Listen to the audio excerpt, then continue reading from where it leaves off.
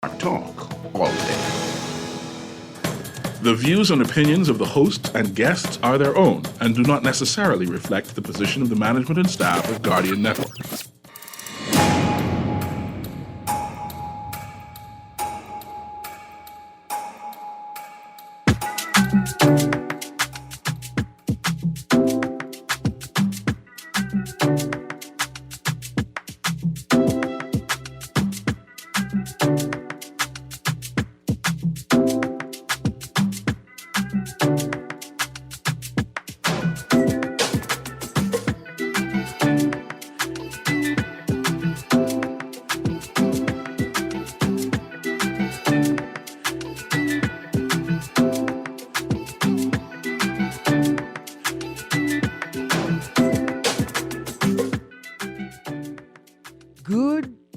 This morning, and welcome back to Guardian Radio 96.9 FM, your station for fresh news, smart talk all day.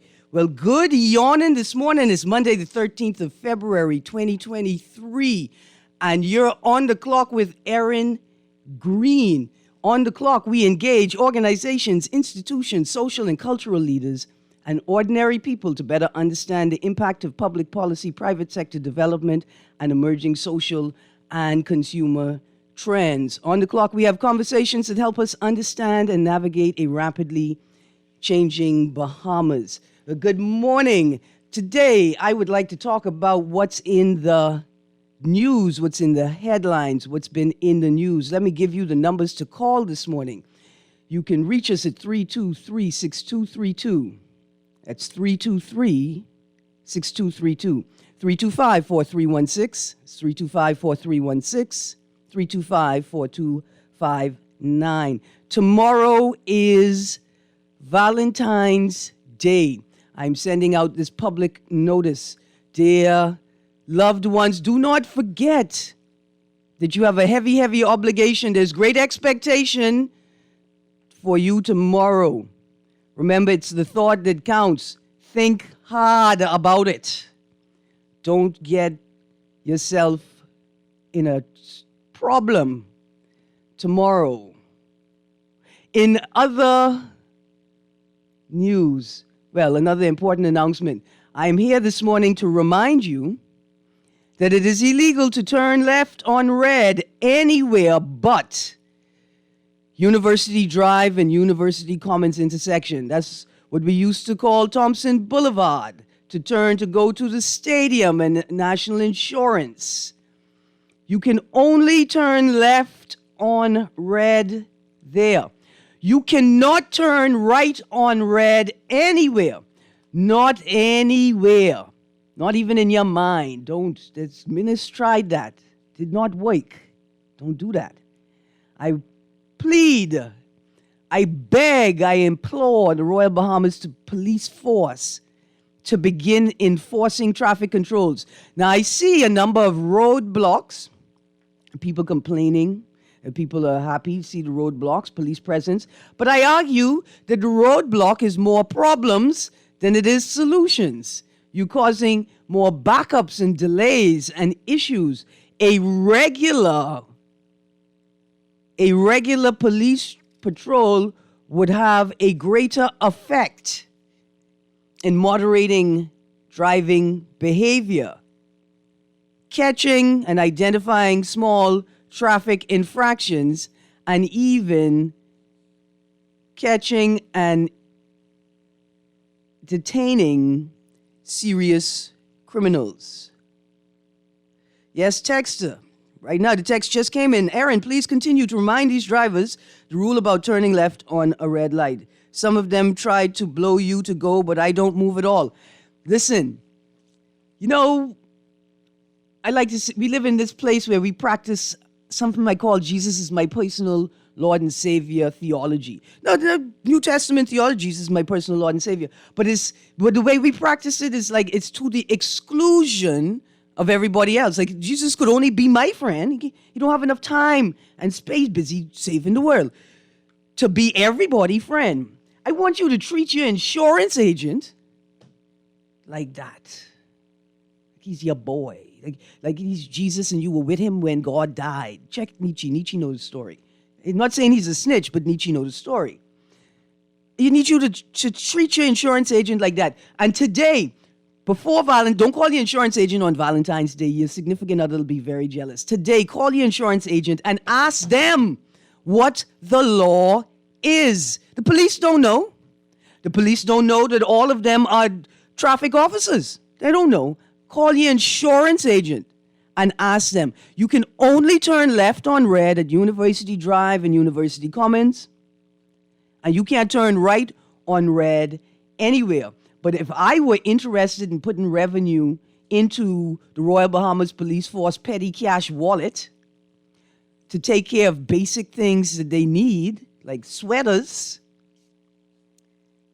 I would sit right at Mackey and Shirley Street all day and collect revenue from tourism industry actors who continue to turn right on red at that intersection and act like bullies.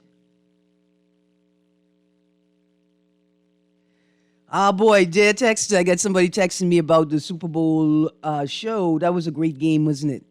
That was an awesome game. And then somebody said, who do I think is the queen of the big forehead? Is it Tyra or Rihanna? Tyra Banks. And I'm going to read this tweet. I'm reading this tweet because Bahamian, we got plenty of people with big forehead now. We got plenty of people with big forehead. I mean, maybe that's why y'all ain't scared of having an accident. Y'all ain't scared of getting in an accident because you got a big forehead to protect you. Anyway, I'm not making fun of people who've been in accidents, but that was a really nice show. A nice halftime show. I really enjoyed it yesterday. We're going to talk sports a little later in the week on Friday. Congratulations to the Kansas City Chiefs on their win.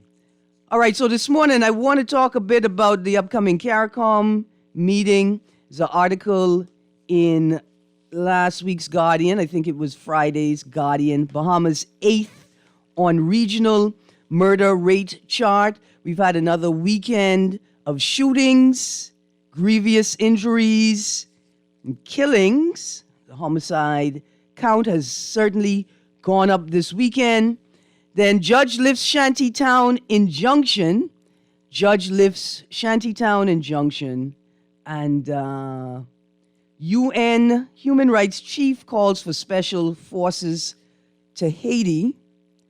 And I want to include that story so we could have some context of why Haitians are leaving Haiti. We seem to think that they get on these boats with the singular aim of coming to annoy Bahamians, coming to the Bahamas to annoy Bahamians. We'll add some context to that. And then I want to say Saturday, the 11th of February, was the 8th International Day of Women and Girls in Science. And the Office of the Spouse in the Bahamas extended heartfelt recognition and support to all the women and girls who have made and continue to make invaluable contributions to the fields of science, technology, engineering, and mathematics.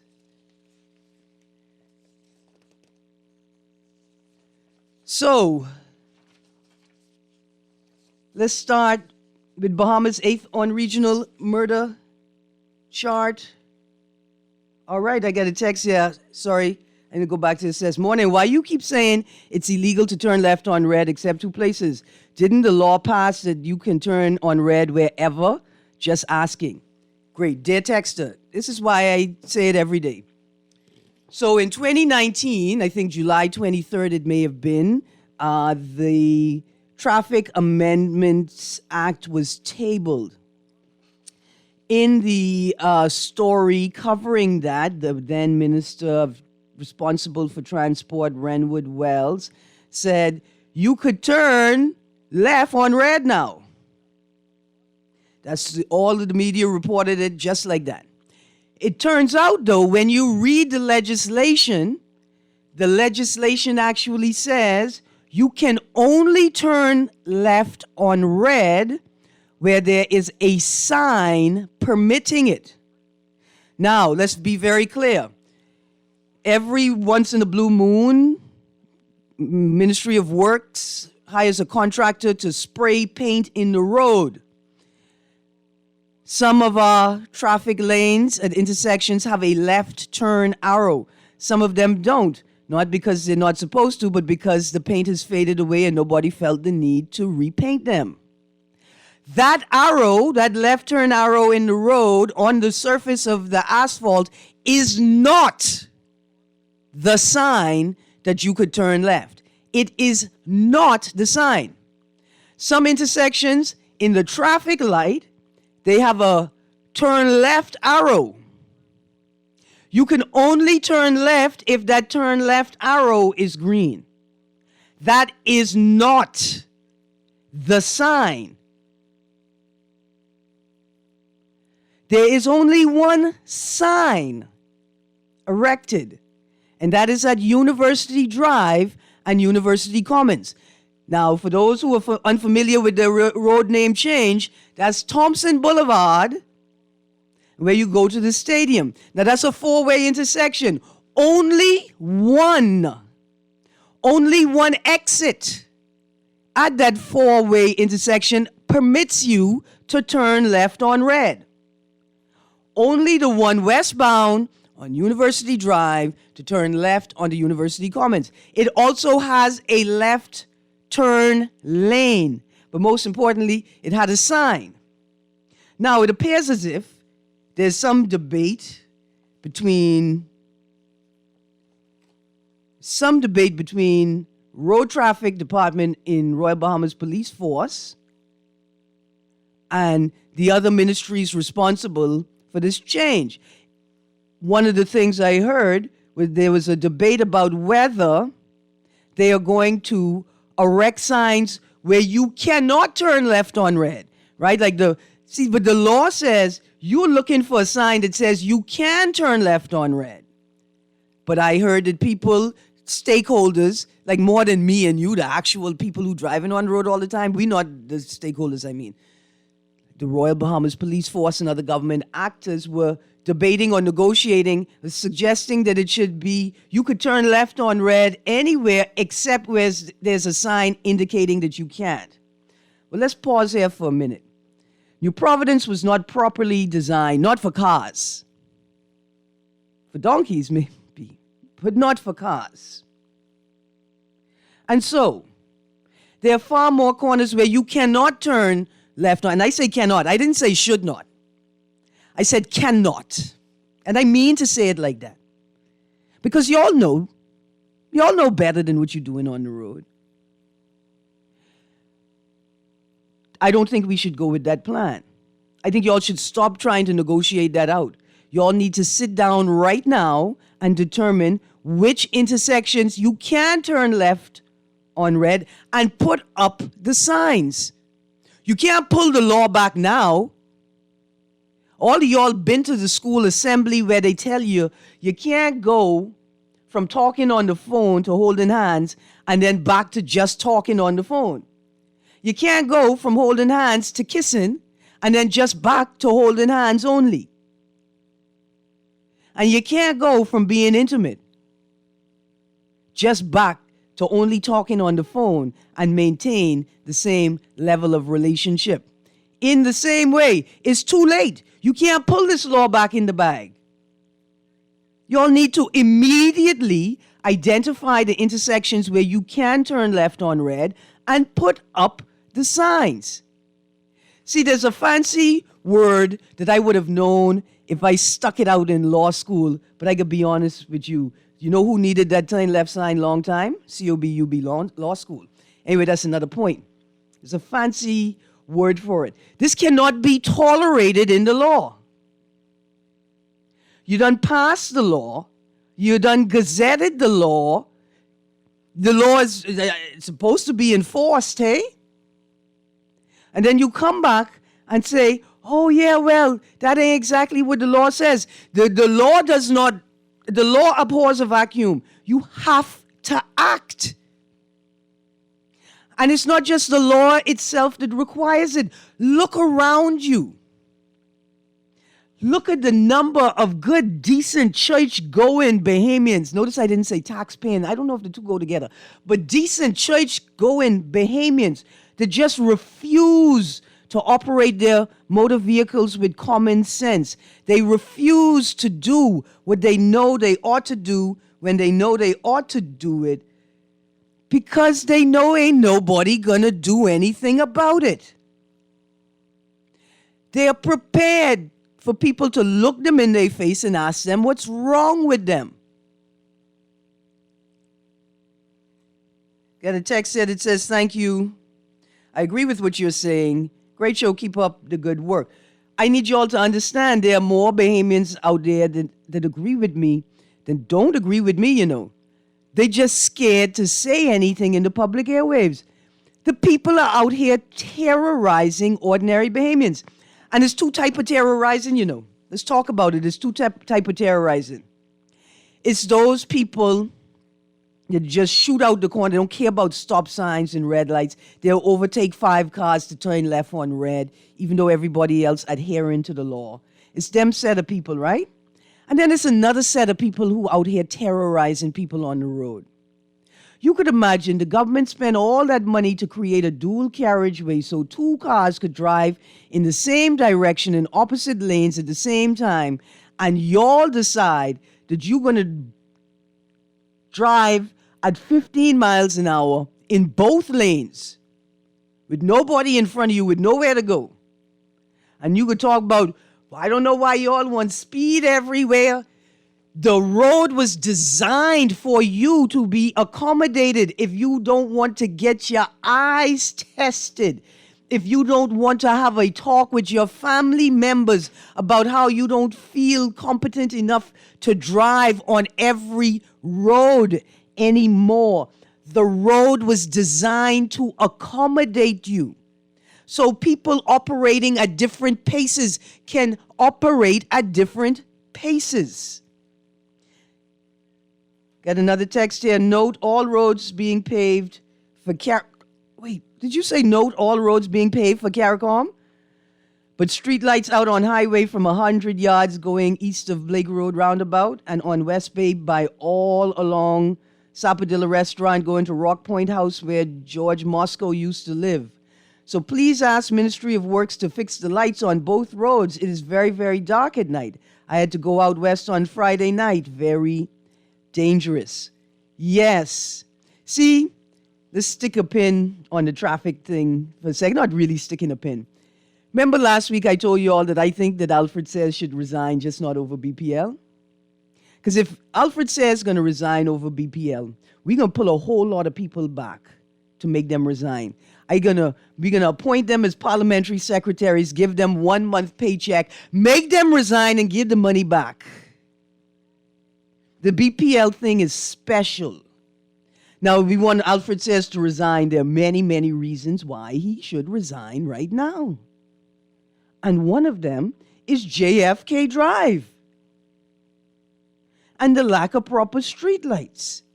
And why don't we have people cleaning and clearing the roads regularly, given the high rate of speed that people travel on that road? So that's one of the reasons why Alfred Sayers could resign. He could get fired right now. But if we're going to talk about BPL, first things first, the FNM, this administration, who I'm sure at the most appropriate moment would like to claim that they are not responsible for the actions of the previous FNM administration, the same way the BPL board under the FNM administration told the head of the Chamber of Commerce, Energy, and Conservation Committee that they are not going to answer any questions that had been put to the former board. That's under an FNM administration. We're not saying that nobody should resign or get fired, you know. We're just saying that let's save it all for one big party, so y'all could all resign at one time. And we're going to have the reception on Frank Watson Boulevard. What we are going to do is we're going to continue to insist that you keep the BPL investigation and all matters related out of the realm of politics. There are no solutions, resolutions in the realm of politics. There is no transparency and accountability. But in the land of governance, where there are real mechanisms that the opposition can use and backbenchers can use to investigate these things, that is where we will find solutions. And so, no, Mr. Pintard, we are not going to entertain the FNM's calls for Alfred Sayers to resign over BPL. All of you should resign over BPL. And for those who would lay the argument, and it's a valid position, would lay the argument that that's not it, that Alfred Sayers should resign for misleading the House. Well, let me tell you about what the first 100 days with no politicians going to look like, because everybody going to have to resign. Hey, I don't know if there is a politician that could escape that brush.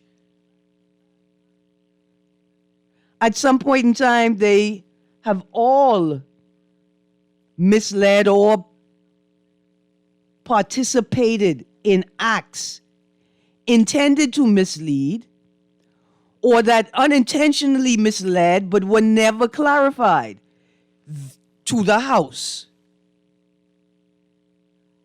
Right? That is why Alfred Sayers should resign. Alfred Sayers should resign, first of all, because the PLP in opposition did not do a good enough job of calling for the former Minister of Works to resign. Not just the state of Abaco, 3.5 years post the worst hurricane in the history, the documented history of hurricanes. It's because of the lack of any clear, transparent policy plan for Abaco.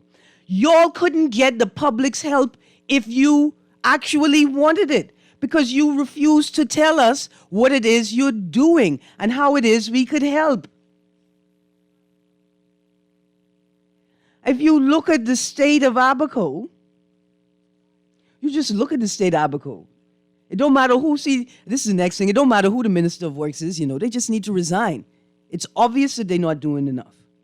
Abaco is just one story. It's just one story. Got a next text here, say, great show as usual. I just passed the airport road. The lady cleaning the road but throwing the garbage in the bush. Boy, I tell ya.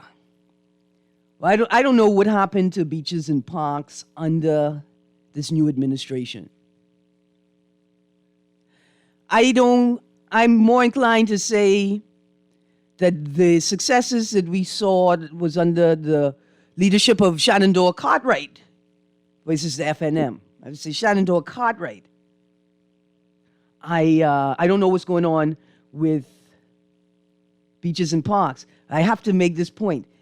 Whoever is responsible for managing beaches and parks staff, you need to tell your staff that if they are cleaning the road, right, like on Shirley Street, right opposite CIBC, right on the new U.S. Embassy compound, right there. You cleaning the road right there. You need to stand on the sidewalk and put your broom and your dustpan in the road. Now, I know you're saying, Erin, why you mention? I never thought I would have to mention this. I never thought I would have to tell big grown people that you need to get out of the road when you see oncoming traffic, especially if you can do the job you're doing from the sidewalk, especially if you don't have a cone. Do you know how easy it is to supply your staff with a traffic cone that they can use to protect themselves when they insist on standing on the road to clean the road, when they can stand on the sidewalk using the tools that they have to clean the road? Do they understand what the state of the hospital is? Do they understand how long it takes government to pay out on anything? thing. Whoever the managers are for these people need to take personal responsibility for allowing them to put their lives at risk. Texas says they need to protect themselves with common sense. Yes, they do. But still, somebody has a statutory obligation to ensure that their workplace is safe.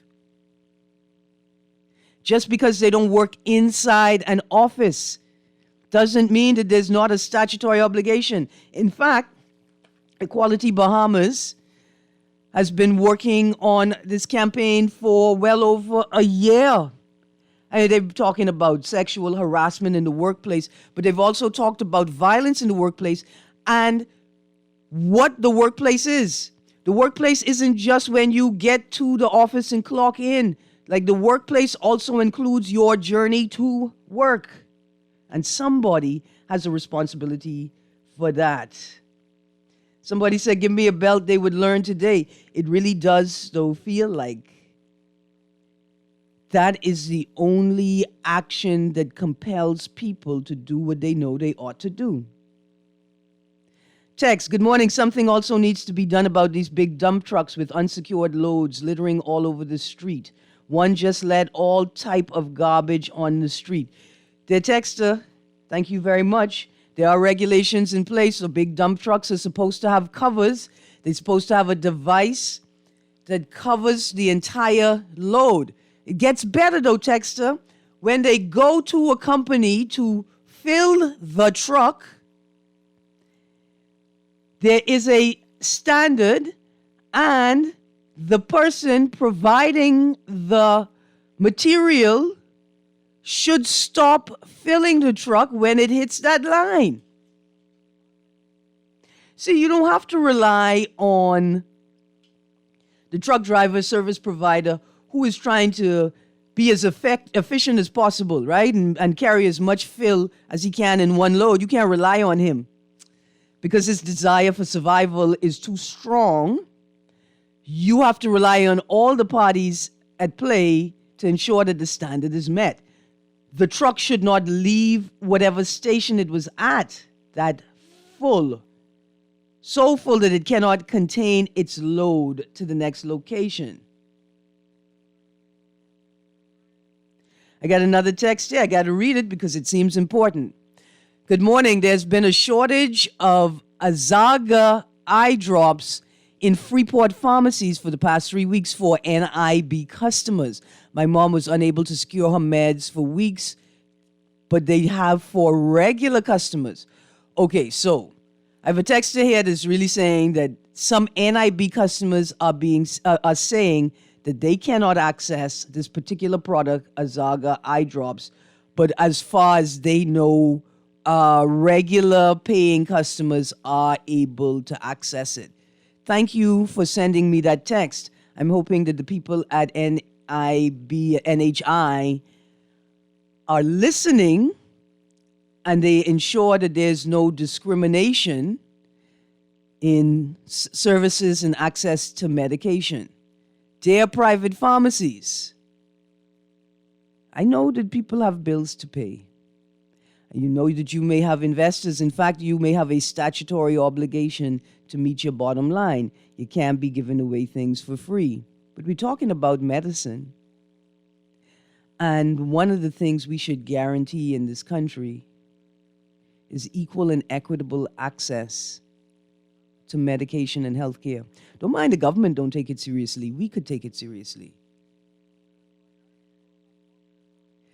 I got a text here that says, essentially, talk to your doctor about any natural remedies or alternate bush remedies that may be helpful while you are waiting a return to your normal supply levels. Let's go to this caller. Good morning, caller. Sorry I took so long. You on the clock. Morning, Erin. How are you today? I'm good, thanks. How are you? Good, thanks. I wanted to bring something to your attention and to the wider listening audience, and see if you could investigate something for me as well. For those of us talking about healthcare, but those of us with private health insurance, it was recently brought to my attention that the insurance companies are applying a fee book for services and charges dated 2015, whereas the doctors are applying a fee book for services and charges of 2020. So essentially what this means, Erin, is that if you have private insurance and you go to the doctor and you pay your copay, then the doctor's office will then try and claim back from the insurance company for the balance. So if you have like a 80-20 plan, so for instance, you pay 20% copay at the time of your visit. So now you're thinking that the 80% that's remaining is going to be absorbed by the insurance company 100%. However, that is not in fact the case, because the insurance companies are coming back and saying that the 80%, a portion of that is over and above the usual and customary charges. They call it R&C, reasonable and customary charges. And as a result, they're only paying a certain portion of the 80% because they're applying a fee book, a fee scale of 2015, whereas the doctors are charging based on a 2020 book. I recently had an incident where the 80% balance to be absorbed by my insurance company was, say, $300. So I got an email from my doctor's office 2 months later to say that the insurance company only paid $200 of that $300 because, as far as they're concerned, that $100 difference is over and above the usual and customary charge because they're applying a different fee book from the doctors. I understand from the law, the legislative perspective, that the Insurance Commission, there's nothing in the Insurance Act that mandates that the insurance companies apply the most recent fee book. It's at their discretion. Apparently, that's built in to your plan because it's in the fine print, right? That most people never read. But the fact that the doctors and the insurance companies are not on the same page when it comes to the fees that they're applying, to me, it's, even though it might not be mandated legislatively, it is unethical. It just, something has to change here because the insurance companies are raping us. They are making all of this extra money because they're refusing to pay the balance of the total balance of your plan, the full amount of your remaining 80%. Yeah. Now the doctors' offices are telling me that they're applying the fee book, which is the fee book that is being used worldwide.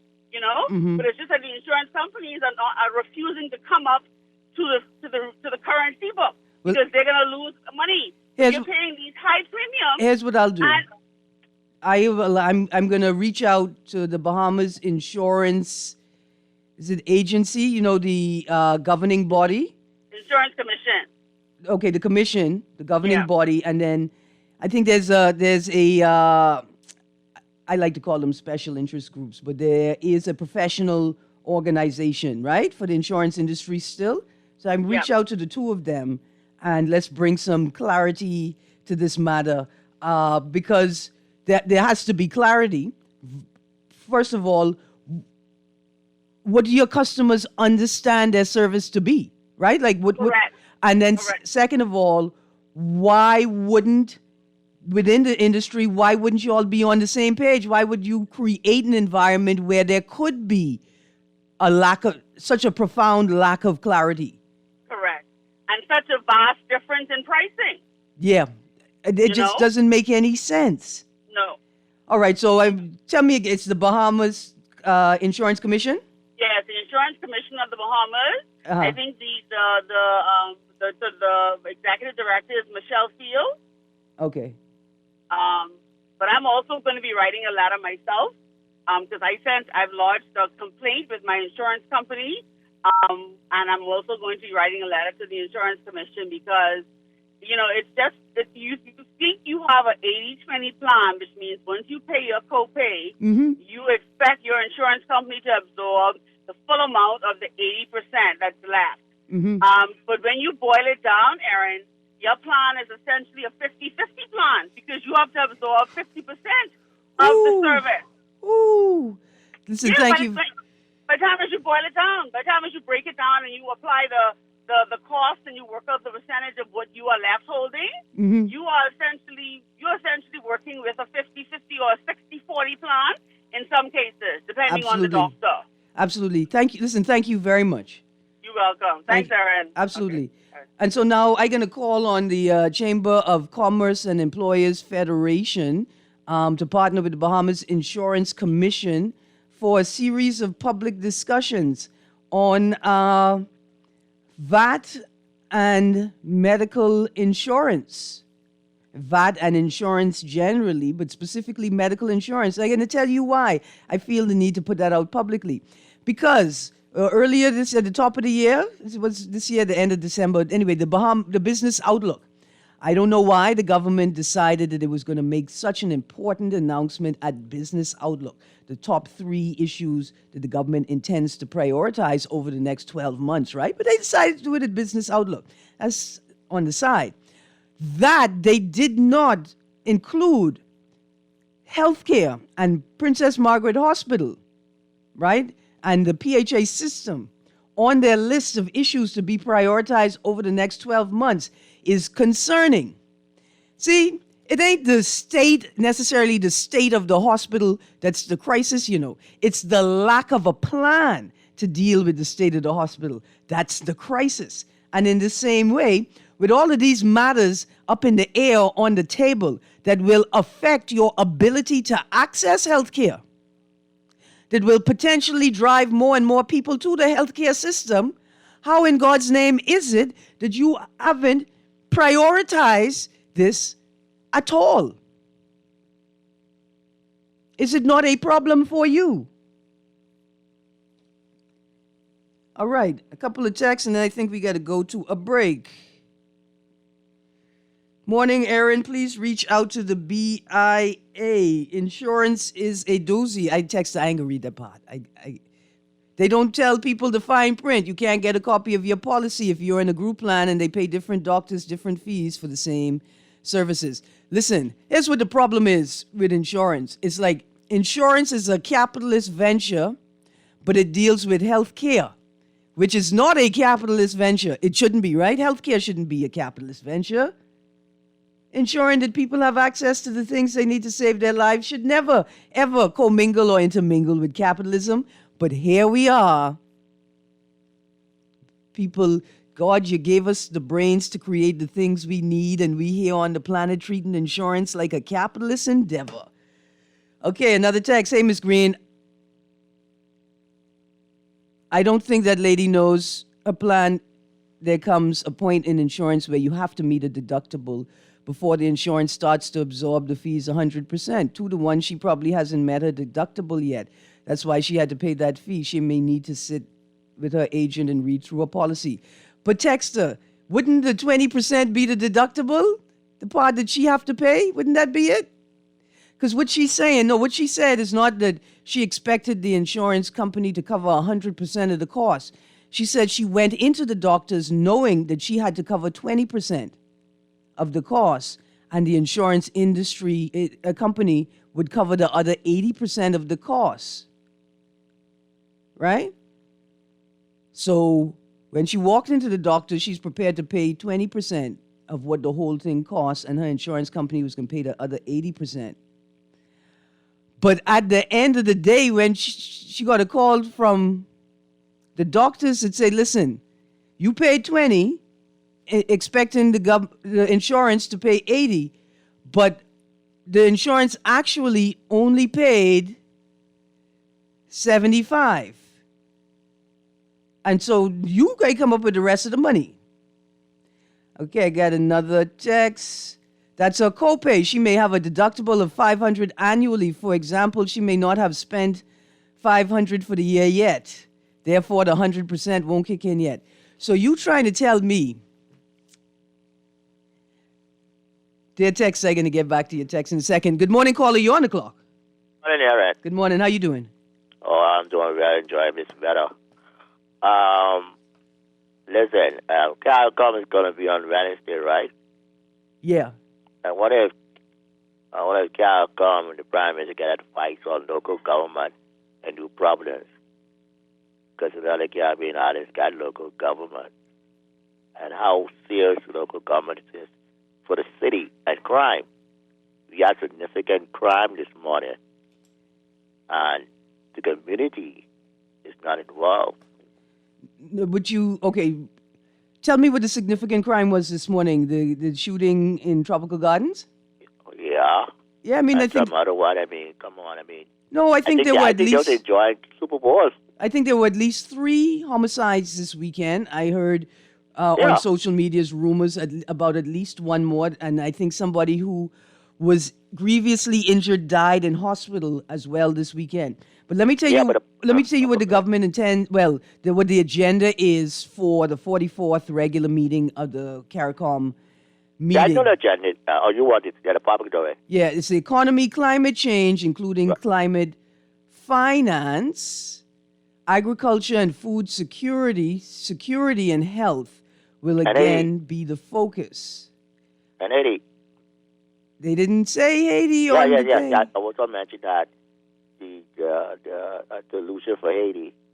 Mm-hmm. But you can invade here, and seems like both successful government, including my government, I support the PRP, still a PRP, or die a PRP. But the point is, I'm also a Bohemian, not die a Bohemian. Not criticize me or criticize neither. According to my constitutional right, your constitutional right here, right? But it is common sense that the community needs to be involved in this 21/7. And the only way they can be involved with your local government system. I heard one of the ministers, they disagree with local government. But then Hold on, one of the Bahamian ministers? Yeah, again, he's ignorant of facts. Man, look here, send me a link to that statement. But I you also know, wanted to ask Pumpkin Eater, you know Barbados, they don't, the government is not inclined to move towards local government, right? I know, but we gotta move them. The people gonna pour force them into it. That's why I'm continue to agitate until one do it. Even Erin, if I have to cross the floor. See, I can show you why. You did, from the moment you mentioned cross the floor, take the House of Assembly out of it. You don't need government to do the vast majority of the things that you want to do Erin, with local government. I'm aware of that, but I don't want it. I want a system of local government for New Providence. I understand Absolutely, what you're saying. but listen, here's what I'm telling you. All of that. the most successful people in this country did not wait for the government or the law. They didn't wait for the government or the law. You see what I'm saying? You all just get going and start devising small mechanisms and practices in your local space and build it up slowly.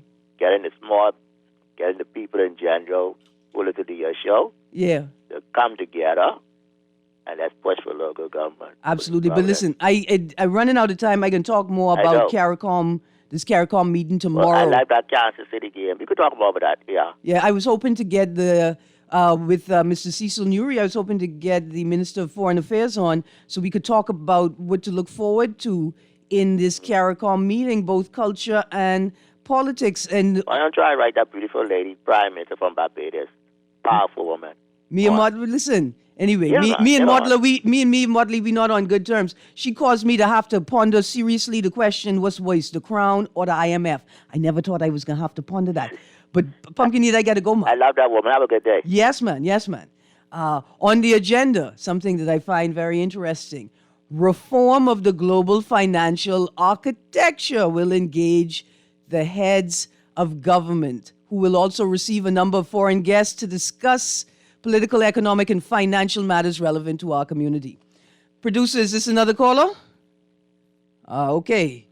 Thank you, Pumpkin Eater. We can talk more about CARICOM tomorrow. Let me get through these texts. Erin, you on these traffic infractions today. Thank God. Please also remind work crew that the cones should be placed a distance from the area they are working, not at the spot they are working. Drivers should have a good notification of the upcoming road work. And right, that's what I was going to say. Like these politicians, there's an article in here. It's just like pure poetry, you know? It don't have to make sense. It just sounds good. If you turn to page 11 of the Nassau Guardian, AG, we believe it was the correct decision. All of the news stories, even the numbers, like poetry. But even, it's like, when you see them in action, it's like a performance. whoever's responsible for the renovations at Government House and the current work on the wall there, I'm going to need you to put the detour signs well before the actual location of the roadworks. Put detour signs all the way back to Shirley Street. To East Street and Shirley Street. Put the detour sign at Elizabeth Avenue. Give people lots of time to think about what they're going to do. Put regular notices up. Put cones up well before the detour begins. Also, whoever's responsible for the roundabout in front of QC, I'm going to need you to write the company that sent you that and pack it up and send it back in the mail. Send it back in the mail. The roundabout is not large enough. And I don't know why y'all going to cause me to come on the radio every day and chastise my good alma mater and the parents and guardians and people who refuse to moderate their behavior. They're already upset because they say they only have one entrance and exit. The roundabout is not large enough to accommodate the amount of traffic that's going to be there in that peak time. The whole point of the roundabout was to accommodate the traffic during those peak times.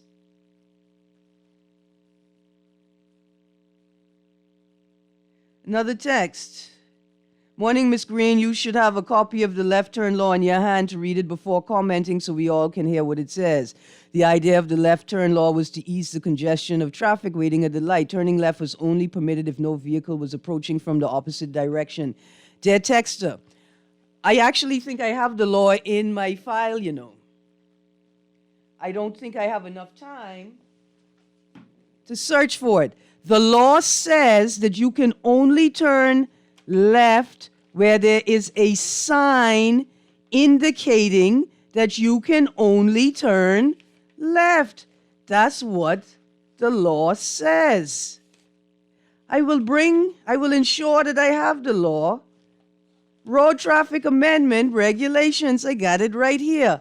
I don't think I have enough time, though, to stop to pull the provision. Here's another text. Morning, the entire Milo Butler median needs to be cleaned at least twice a month.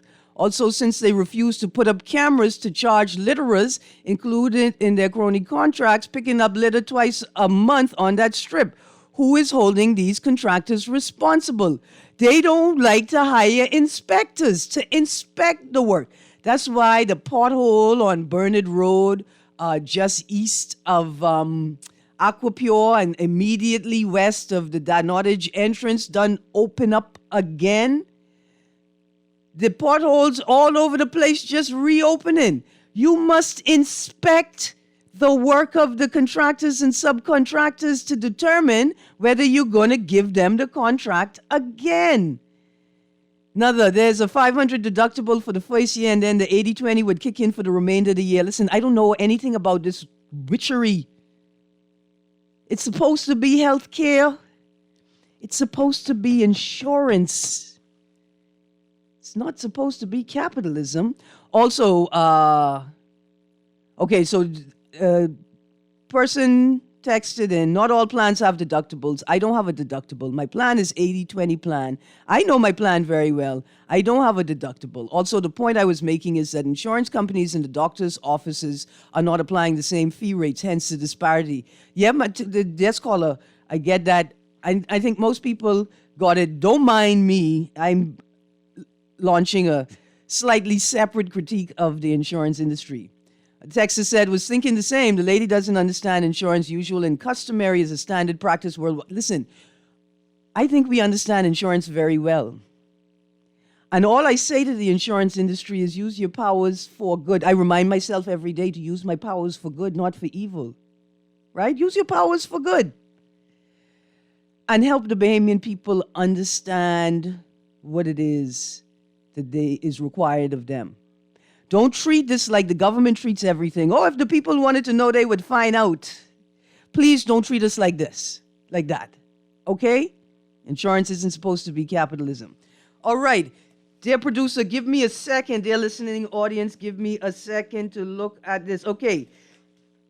Official Gazette, the Bahamas, 27th of March, 2019. Road Traffic Act, Chapter 220. Road Traffic Amendment Regulations, 2019. Article 2, insertion of new regulation 20A into sub leg, that's leg dot, volume dot 3, comma, chapter 220, page 107. The road traffic regulations are amended by the assertion immediately following Regulation 20 of the following new regulation. 20A, left turn on red light. 1. Notwithstanding Regulation 4AC, where a sign permits a turn on a red signal, a driver facing a red signal after coming to a full stop may cautiously enter the intersection and make a left turn. Where a sign permits a turn on a red signal. I have read the law for you. I'm going to read it tomorrow, and I may read it every day. Thank you, texters. Thank you, callers. Sometimes we don't go in the direction that we was going in, but remember, the Honorable former Prime Minister Minnis warned us about that, and we are prepared. Thank you for calling in. Thank you for tuning in. I'm going to look into these things, and I'm going to read this law again tomorrow. You guys have a great day. Guardian Radio AM and Cecil Newry is up next.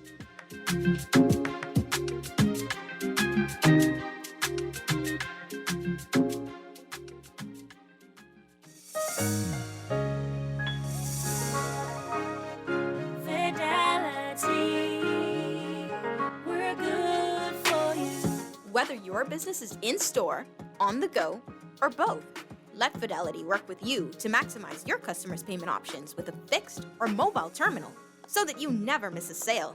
It's safer than cash and more convenient so that you can take your business anywhere. For details, contact a business development officer today at 356-7764 in Nassau or 352-6676 in Freeport, or visit our website at fidelitygroup.com.